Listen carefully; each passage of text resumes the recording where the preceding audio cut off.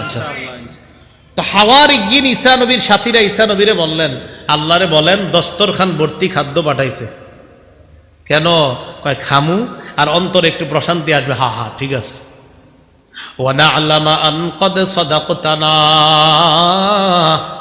আগে যে আপনি আমাদেরকে কথাগুলা বলছেন এইগুলার ব্যাপারে যেন অন্তরের মধ্যে প্রশান্তি পাই। হ্যাঁ আপনার কথাগুলা সত্য, বিশ্বাস তো করছি, বাকি এটা যখন দেখবো পুরোপুরি বিশ্বাস। হ্যাঁ হ্যাঁ অন্তর প্রশান্তি হয়েছে, হ্যাঁ আপনি সব সত্য কথা বলছেন। ওয়া নাকুনা আলাইহা মিনাশ শাহিদিন, আর এই ব্যাপারে আমরাই সাক্ষী হব। এই কথা বলার পর ঈসা নবী আল্লাহরে বললেন, ক্বালা ঈসা ইবনু মারইয়াম আল্লাহুম্মা রাব্বানা আনজিল আলাইনা মাইদাতাম মিনাস সামা।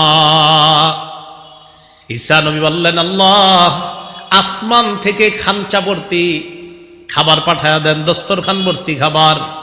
খাঞ্চা চিনেননি? চিনবেন তো, দেশ গ্রামে খাঞ্চা, আচ্ছা ওই জাতীয় কিছু একটা, খাঞ্চা ভর্তি খাবার পাঠায়া দেন। কয় কেন? তাকুনু লানা ঈদাল লিআউয়ালিনা ওয়া আখিরিনা ওয়া আয়াতাম মিন, আল্লাহ যেন এটা পূর্ববর্তী আর পরবর্তীদের জন্য আনন্দের কারণ হয়, এবং আপনার পক্ষ থেকে যে এটা একটা নিদর্শন, এটা যেন সারা পৃথিবীবাসীর কাছে এই কথাটা থাকে। এই যে আমি আপনি আজকে জানলাম যে আল্লাহ দস্তরখান ভর্তি খাবার পাঠিয়েছেন, এটা আল্লাহর নিদর্শন। সবাই যদি এরকম তাকায় দেখি আসমান থেকে খাবার আসতেছে, বলেন এটা কুদরত কিনা? তো ঈসা আলাইহিস সালাম আল্লাহরে বললেন, আল্লাহ আপনি পাঠায়া দেন, ওয়ারযুকনা আমাদেরকে রিজিক দেন, ওয়া আনতা খায়রুর রাযিকিন আল্লাহ আপনি উত্তম রিজিক দাতা। আল্লাহ বললেন ঈসা নবীরে, দেখেন আপনার ইমানদার অনুসারী যারা আছে তারা তো বিশ্বাস করবে বুঝলাম, অন্য যারা আছে, ক্বালাল্লাহু ইন্নী মুনাজ্জিলুহা আলাইকুম, আল্লাহ বললেন অবশ্যই আমি আল্লাহ দস্তরখান ভর্তি খাদ্য দিব, অবশ্যই। ফামান ইয়াকফুর বা'দু মিনকুম, এটা দেখার পরেও যদি কেউ অস্বীকার করে, এটা দেখার পরেও যদি কেউ অস্বীকার করে আমারে, ফাইন্নী উআযযিবুহু আযাবান লা উআযযিবুহু আহাদাম মিনাল আলামিন, আমি এমন শাস্তি দিব যেই শাস্তি দুনিয়ার আর কাউরে দেই নাই। ঈসা নবী এই কথা শোনার পর এরপর দস্তরখান পাঠিয়েছেন কিনা এটা কোরআনে নাই, কোরআনে আল্লাহর আলোচনা করেননি। তিরমিজির এক হাদিসে আর রাসূল সাল্লাল্লাহু আলাইহি সাল্লাম জানিয়ে দিয়েছেন, আল্লাহ পাক রব্বুল আলামিন মাছ আর রুটি দস্তরখানের মধ্যে দিয়ে, তাফসীরের কিতাবে আসছে নিচে মেঘ উপরে মেঘ, এই দুই মেঘ দিয়ে দুই পাশ দিয়ে ঢাকনা দিয়ে মাঝখানে মাছ আর রুটি, তাফসীরের কিতাবে আসছে ঘি, মাছ, রুটি, আরো অনেক কিছু জিনিস দিয়ে, পনির সহ দিয়ে আল্লাহ পাক রব্বুল আলামিন আসমান থেকে ওই খাদ্য পাঠিয়েছেন। ঈসা নবীর হাজার হাজার অনুসারী উম্মতরা দাঁড়ায় দাঁড়ায় এই দস্তরখান থেকে খাদ্য যে আসমান থেকে নামতেছে সবাই দেখছে। তো এটা আসতেছে, আল্লাহ বলে দিলেন এই খাদ্যের কেউ যেন জমা না করে, এই খাদ্য থেকে কেউ জমা করতে পারবে না, জমা করলে সমস্যা হবে।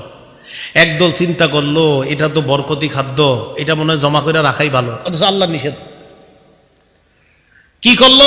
আল্লাহ যা কয় করে উল্টাটা, জমা করে রাখছে। আল্লাহ পাক রব্বুল আলামিন এমন শাস্তি দিছে, বানর আর শূকরে রূপান্তরিত করে দিছে।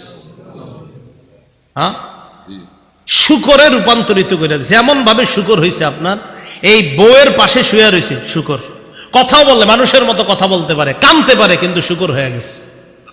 আর কয় যে আমরা ঠিক করি নাই, অন্যায় করছি, ভুল করছি। ওই যে আল্লাহ বলে দিছেন, এরপরেও যদি বিশ্বাস না করে এমন শাস্তি দিব যেই শাস্তি আর দুনিয়ার কাউরে দেই নাই। তো সাবধান করে দেন, আমি পাঠাচ্ছি, অবিশ্বাস করলে কিন্তু খবর আছে।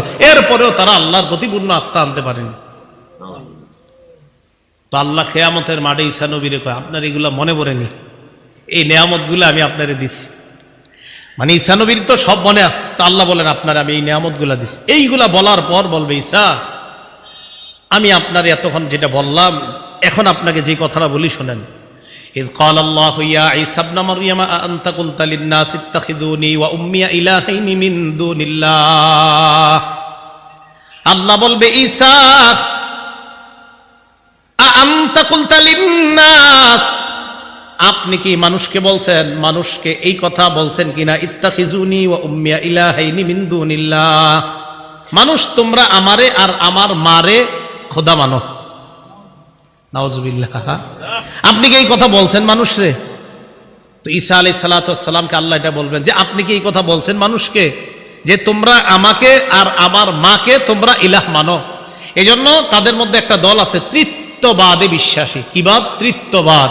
ত্রিত্ববাদ মানে ঈসা নবীরে তাদের একদল তিন খোদার এক খোদা মানে। ঈসা নবীর আম্মাকে মানে আরেক খোদা, আর আল্লাহ হলেন আরেকজন। মোট কয়জন হলো?